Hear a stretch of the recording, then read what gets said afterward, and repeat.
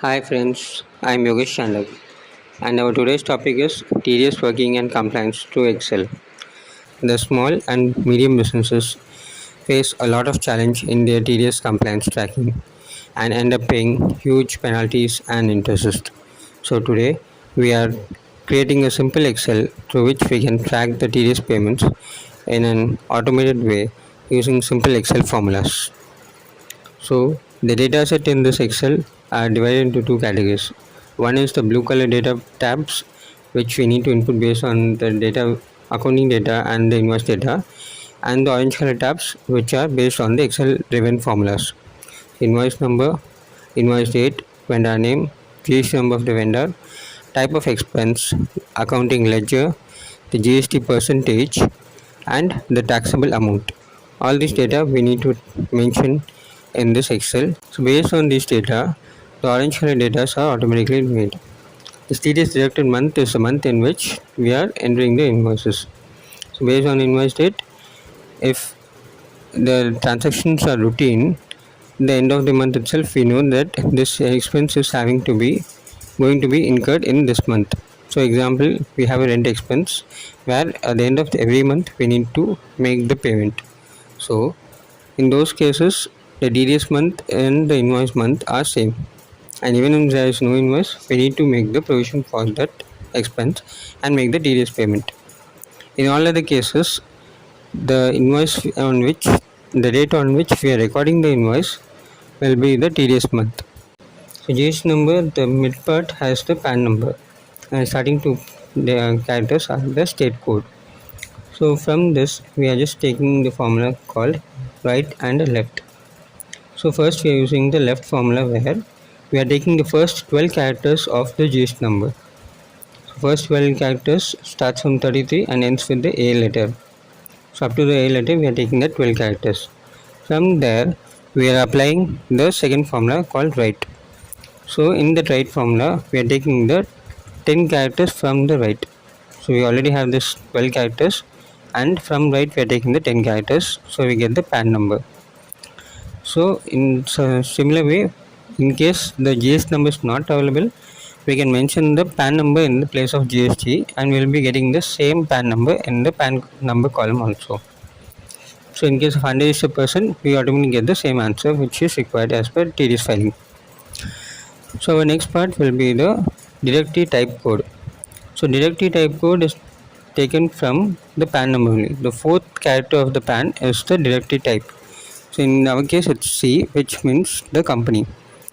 So there are other characters also where we have F, which represents the firm or partnership firm LLP, and we have P, which is nothing but the proprietorship. So individual sole proprietor business are categorized as P, letter P.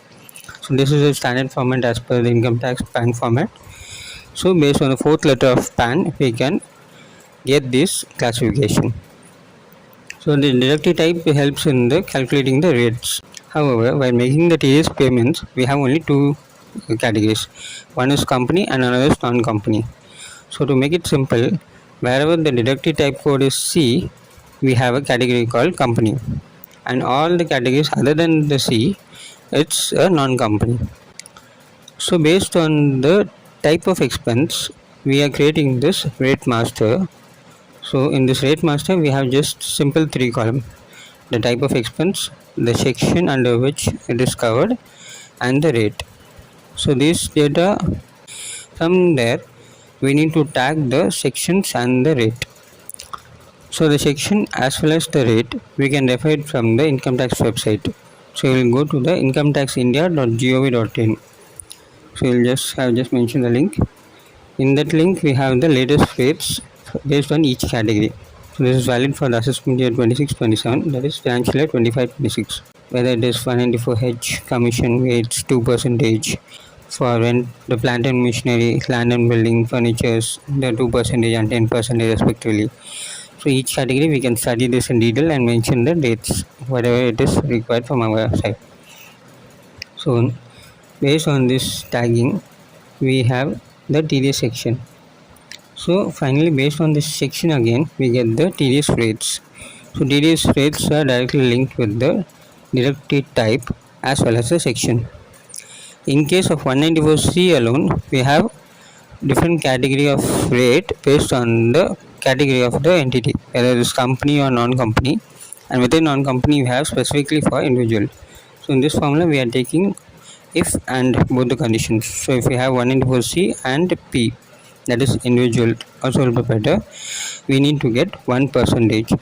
So as per 194C, in case it's an individual, we need to deduct TDS at 1%, and in case of all other case it's 2%. So one first condition we are keeping it in the first, else we are referring this with column number B and C. So B column represents the section and C column has the rate. So based on the TDS percentage, we get the TDS amount. So TDS amount is always calculated on the taxable amount on which this GST is also calculated. So taxable amount is the base. Invoice amount is not considered, only the taxable amount, the same amount on which GST is considered. So that amount is considered for TDS calculation.